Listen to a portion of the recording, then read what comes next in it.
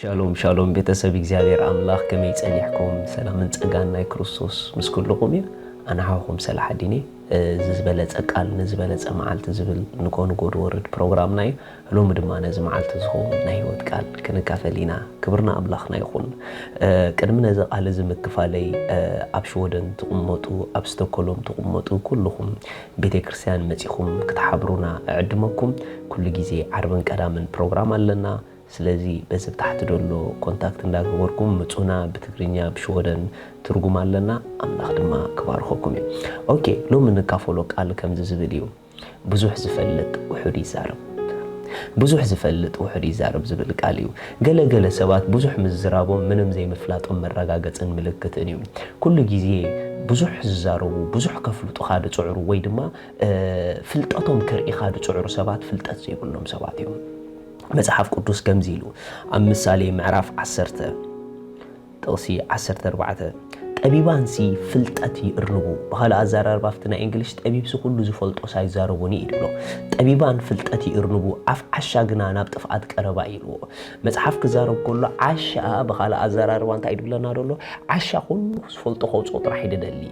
ጠቢባን ግን ዝፈልጥዎስ ይርንብዎ የሚሉ ጠቢባን መን እዮም ተዳኢልኩምኒ ጠቢባን ብዙሕ ሒዞም ውሑድ ዘውጽዮም عشاق مني تدعيلكم مني وحد حيزو بزح زوتسيو ريخم اتي وحد حيزو بزح زوت منم يقولون ات بزح حيزو وحد زوت جن بزح حلو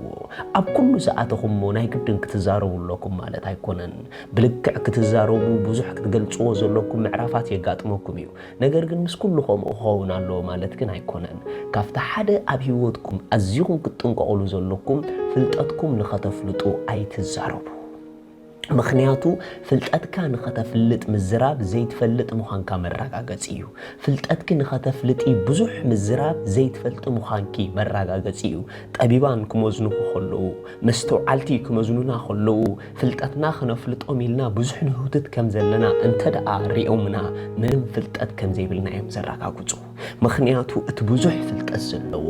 ንሱ ውሑድ ይዝሳረብ ገለገለ ሰባት ፍልጠቶም ከፍልጡ ብጣዕሚ ስለ ድጽዕሩ ካብ ምህውታት ኣይቋርጹን እዮም ካብ ብዙሕ ምዝራብ ኣይቋርጹን እዮም ዕድል እኳ ኣይህቡኻን ንኸትዛረብ አንደበትካ እኳ ኣይኽፍቱኻን ይመስሎም ንዕኦም ብዙሕ ዝተዛረቡ ብዙሕ ዝፈልጡ ግን ኣይኮነን እዚ ማለት ኩሎም ብዙሕ ድነግሩኹም ብዙሕ ድገልጹልኩም ምንም ኣይፈልጡን እዮም ማለት ግን ኣይኮነን ምክንያቱ ከም ዝቀዲመ ክነግረኩም ዝጸናሕኩ ብዙሕ ክትገልጸሉ ዘለካ ምዕራፋት ናይ ህይወት ከጋጥመካ ይኽእል እዩ ነቲ እግዚአብሔር ዝሃበካ ከተሪኦም ደለካ ከተሰልጥኖም ዘለካ ብዙሕ ክትብሎም ትኽእል ኢኻ ግን ኣብ ማእኸል ኩሉ ሰብ ግን ከምኡ ማለት ኣይኮነን እቲ ልዕሊ ዝኾነ ነገር ኣቲቲድኩም ኣገዳሲ እዩ ንምንታይ ኢኹም ትዛረቡ ንምንታይ ኢኹም ጥቕስታት ትገማጽሉ ንምንታይ ኢኹም ምዕራፋት ትገማጽሉ ንምንታይ ኢኹም ቃል ኣምላኽ ዲስካሽን ተልዕሉ ፍልጠትኩም ንኸተርኢ ድዩ ወይስ ካብ ትሑት ልቢ ካብ ህዱእ መንፈስ ኢኹም ተውጽዎ ዘለኹም ትቓል ስለዚ ብዙሕ ምዝራብኩም መለክዒ ውሑድ መፍላጥኩም ምዃኑ ኣይትረስዑ be careful መጽሐፍ ቅዱስ ከምዚሉ ተዛሪቡሎ ኣብ ምሳሌ እንተዳኺና ምሳሌ ምዕራፍ 11 አቡ ሓደ ዘገርም ቃል ተጻሒፉልና ኣሎ ምክንያቱ መጽሐፍ ምሳሌ ናይ ጥበብ መጽሐፍ እዩ በሐቂ ብጎደና ጥበብ ንኽንከይድ ካፍቶም ኣዝዮም ዝምህሩና መጽሐፍ ምሳሌ እዩ ብዙሕ ጥበብ ሒዙ ዝርከብ መጽሐፍ እዩ ንኩሉ ዝኸውን ጥበብ ከዓ ኣለዎ ምሳሌ ምዕራፍ 17 ጥቕሲ 27 ከም ዝብል ቃል ኣሎ እቲ ፍልጠት ዘለዎ ሲ ቃላቱ ይቁጥብ ህዱእ መንፈስ ዘለዎ